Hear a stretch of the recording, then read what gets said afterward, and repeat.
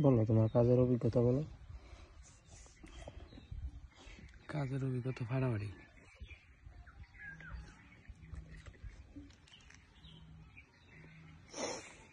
Phone এসে তো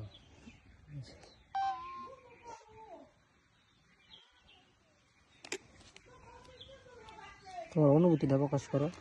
অনুভূতি আমার হচ্ছে চরম। ঠিক আছে, চরম অনুভূতি। তুমি যে জঙ্গলের মধ্যে কাম করতেছো, এটা তুমি এটাকে কিভাবে দেখছো? এভাবে ভালোভাবে দেখতেছি আমি, কোনো সমস্যা নাই, সব 0-0, 100 জোড়া। হ্যাঁ, 100 জোড়া।